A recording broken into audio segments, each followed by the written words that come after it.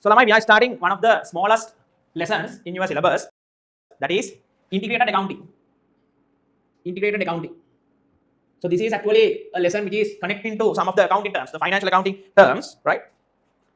Integrated accounting means, now you know normally these costing related, management accounting related things are normally we are not recording in books. What we record in financial accounting, right? Sales, purchases, so payments, receipts, everything that is as per accounting we record. You have LKS 1 to LKS 41, you have SLFRS 1 to SLFRS 70, right? So what we record in books based on that. But when it's come for management accounting, this part is teaching you if you are going to record same thing in management accounting, whatever the things in management accounting, how to do. Now let's get an example. Now, when you look at inventory, when you purchase inventory in financial accounting, you record it as cash credit or debtors or creditors credit, debit purchases. Have you maintained the account for inventory? Have you? Did you debit inventory? No. You debited purchases. You didn't debit inventory. So at the end of the month, what happened? You had to calculate the closing inventory. Right? Closing inventory you had to count. So that's why in your A levels, if you have done commerce, in the company accounts, right? The bus adjustment is what? The closing inventory is this much. Why? Because we are not recording inventory. What we record is only purchases. So whenever the inventory increase or inventory decrease, we don't record. So that's the reason why we had to do a inventory count, physical inventory count. If you go for audit firm, you will go for inventory counts. So then we count the inventory and we record that. So that is happened. But in this section we talk, if you are going to implement a system to record these also, the costing environment also in the financial accounting books, how we are going to do that? So this is not applicable for like small companies, SMEs. But for larger companies, if you are handling more inventories and all, if that is complex, you may have this one. Example, so you know, in inventory, so this is basically for manufacturing companies, okay? First you have raw materials. So raw materials are transferred then to work in progress. Finally, that is, we put as finished goods. Lamai, whatever the transactions happening from these three components, we record in integrated accounting. That's what integrated accounting means. So what I'm going to do, right? I will be getting all these accounts and I will show you how that is going to be recorded, right? How that is going to be recorded with the costing system. So basically this is mean by cost accounting and financial accounting getting together. Both these getting together means integrated accounting, right? So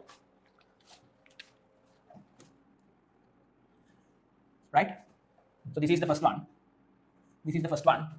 And we are having the second one, then the third one, You don't need to have ledger accounts with rules and all, right?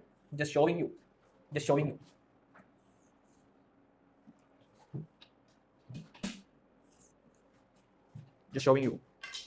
So I put names here. First one, material control account, raw materials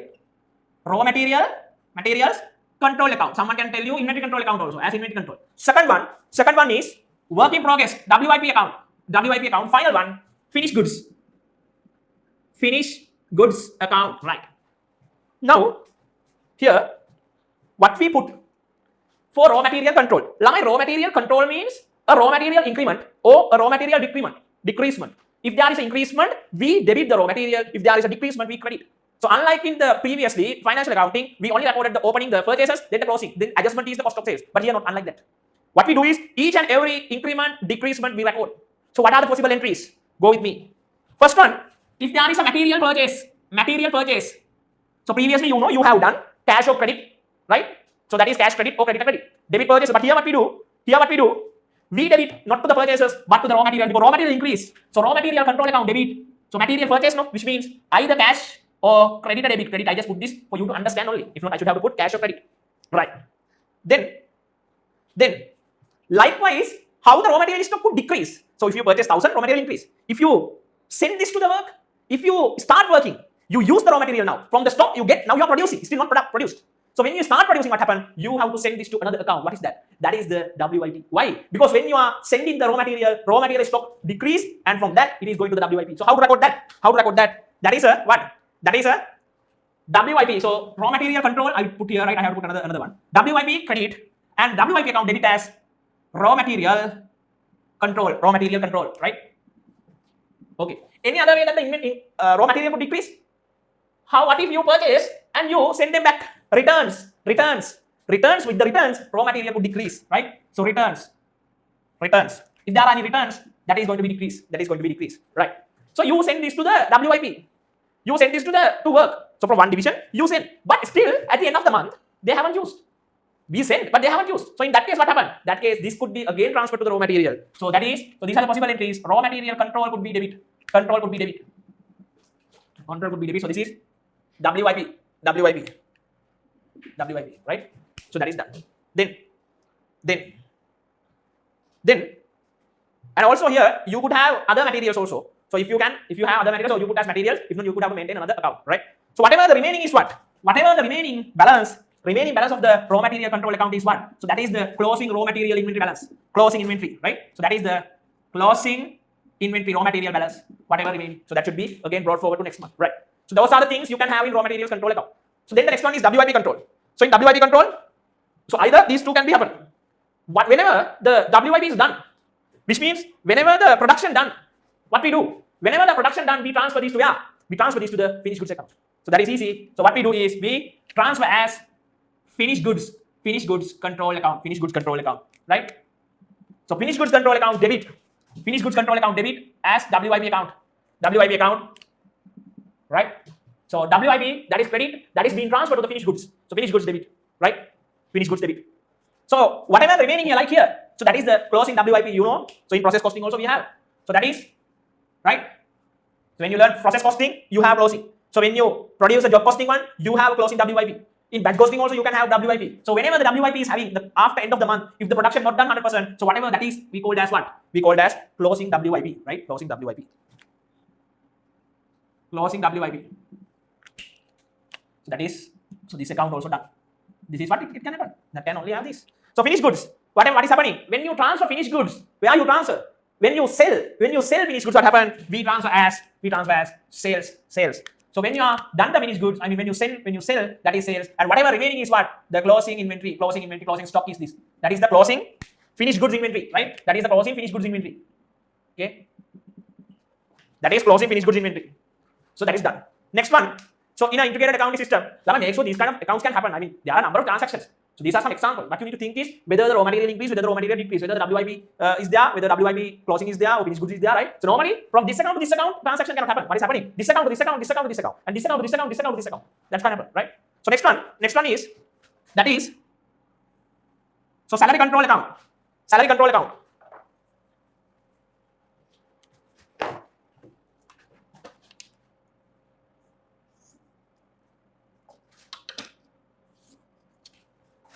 Salary control account.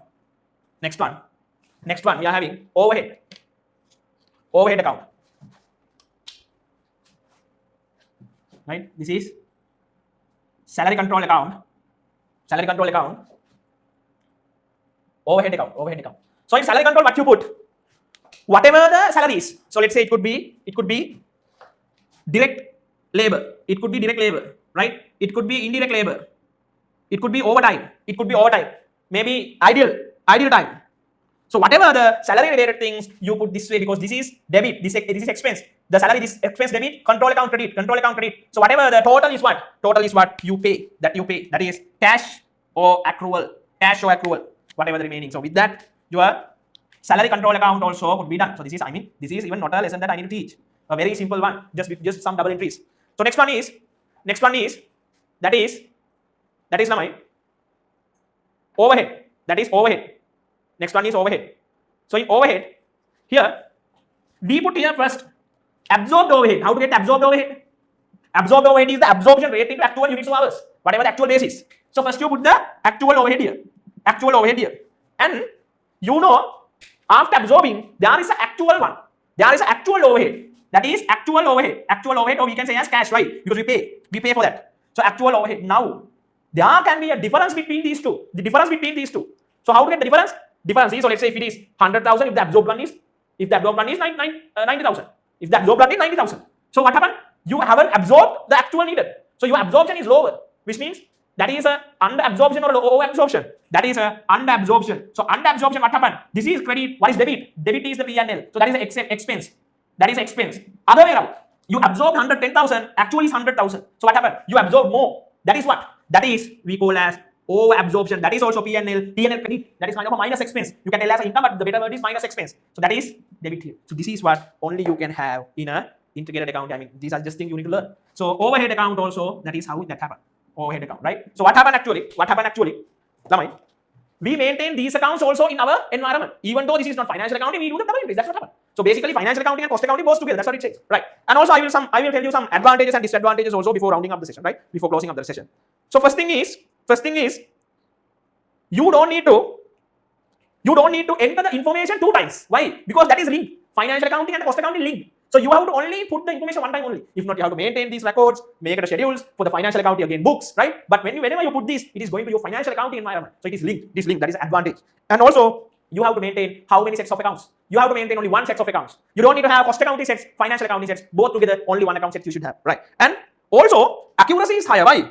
Because if that is entered twice, what happens? Like, if this is entered twice, so some people can put 100, some people can put 90. So there is an accuracy, right?